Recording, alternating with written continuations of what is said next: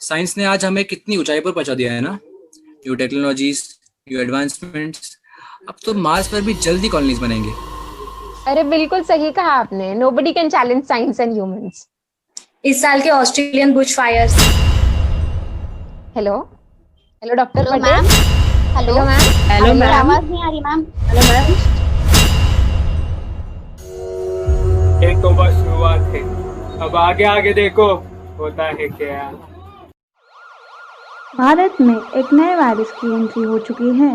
आज रात 12 बजे से संपूर्ण देश में संपूर्ण लॉकडाउन होने जा रहा है। क्यों? हिला डाला ना। झुंड में तो छोटे मोटे डिसीज होते हैं, मेरे जैसा पैंडेमिक अकेले आता है, अकेले। अरे ओ पिद्दी वायरस, अस्तित्व ही क्या है तेरा? बहुत साइंस की पढ़ाइयां मारे थे ना, मार्स पर जाना था, ब्ला ब्ला ब्ला ब्ला। अब तो घर की दहलीज तक ला नहीं सकते। दहलीज एक ऐसा इंजेक्शन लगाऊंगा ना, बोलती बंद हो जाएगी तेरी। ए तू जा रे, मेरे पास सर्दी है, जुकाम है, कफ है, बदन दर्द है। तेरे पास क्या है? ए मेरे को हराना मुश्किल ही नहीं, नामुमकिन है, नामुमकिन। मेरे पास भी लॉकडाउन है, एंटीबॉडीज है, और तो और वैक्सीन है, वैक्सीन। लॉकडाउन और एंटीबॉडीज तो हमारी देन है, लेकिन ये वैक्सीन क्या होता है? वैक्सीन एक ऐसा ब्रह्मास्त्र है जो बीमारियों के विरुद्ध हमारे शरीर में इम्यूनिटी बढ़ाता है। Basically our immune system identifies vaccine as antigens, triggering an immune response and also memorizing it for a possible second infection. पर तुम इसे बनाओगे कैसे? तेरा ही इस्तेमाल करके तुझे मारूंगा। What? How? अरे सब मैं ही बताऊं क्या? आगे की जानकारी हमारे फ्रंटलाइन वर्कर्स देंगे। तो पहले तो हम वायरस के स्ट्रक्चर, जीनोम और अन्य प्रोटीन्स को डिकोड करते हैं। उनकी आकृति और प्रकृति यानी कि मॉर्फोलॉजी और नेचर जानने के बाद 3 तरीके से वैक्सीन तैयार की जा सकती है।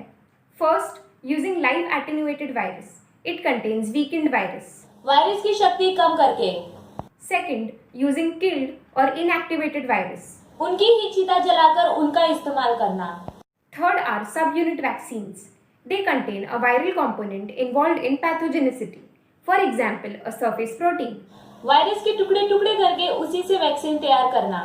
द कॉमन एम यानी हमारा हेतु यह है कि इन सारे तरीकों से वैक्सीन बनाई जाए ताकि हमारी बॉडी में इम्यून रिस्पॉन्स प्रोड्यूस हो, जिससे हमारी बॉडी में एंटीबॉडीज बन सके।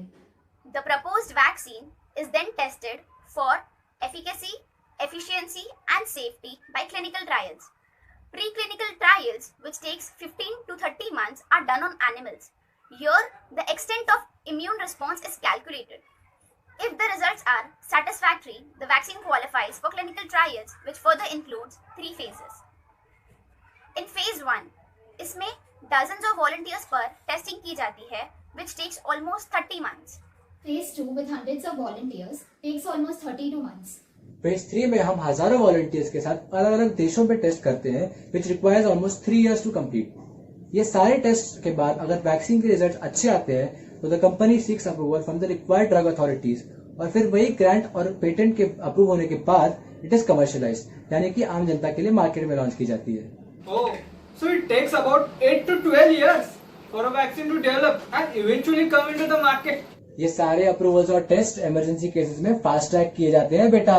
That's all okay, पर 8 बिलियन लोगों के लिए कैसे बनाओगे वैक्सीन? लार्ज स्केल प्रोडक्शन के लिए एक ही नहीं, कई कंपनीज और देश मिलकर काम कर रहे हैं। The virus is grown in a specialised medium और फिर उसको प्योरीफाई किया जाता है।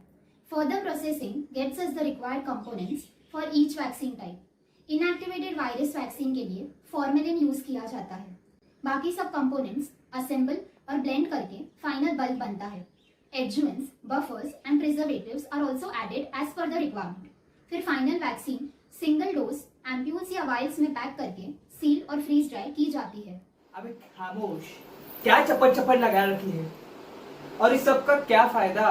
तुम्हारी वैक्सीन बनते बनते और बेचते बेचते मैं कितनों को खत्म कर देना है।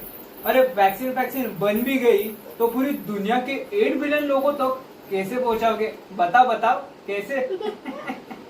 थांबा आम्हाला विसरलात का? तुम कैसे पोहोचोगे याची काळजी करू नका, कारण आमच्या आरोग्य कर्मचारी एकटे नाही आहेत.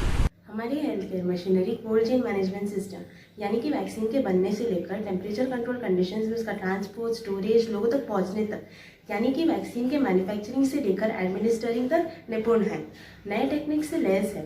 अगर और कोई वायरस आए अभी तो उसकी वैक्सीनेशन करने के लिए हम सक्षम हैं. अच्छा, तुम्हें क्या लगा तुमसे डरकर हम हार मान लेंगे? तुम्हारी सारी वैक्सीन मेरे खिलाफ है. तुम मुझे तो खत्म कर दोगे, पर उसका क्या?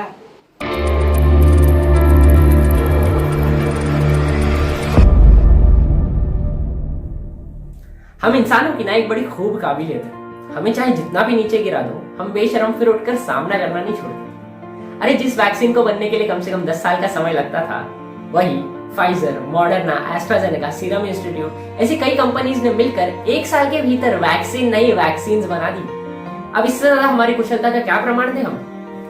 तुम चाहे जितने ही पैतरे आजमा लो, जितने ही रूप बदल लो, हमारे जाबाज फ्रंटलाइन वर्कर्स, पुलिस, सफाई कर्मचारी, ASHA workers, anganwadi team, intern medical doctors, pharmacist, vaccine volunteers सब तैयार है तुम्हारे हर पैतरे से निपटने के लिए. हमें मजबूर, कमजोर और लाचार समझने की भूल कर दी तुमने. तुम कुछ भी कर लो, लेकिन तुम सारे फ्रंटलाइन वर्कर्स जल्द ही खत्म हो जाओ, जल्द ही. Even if we don't prevail, we'll make sure that humanity will.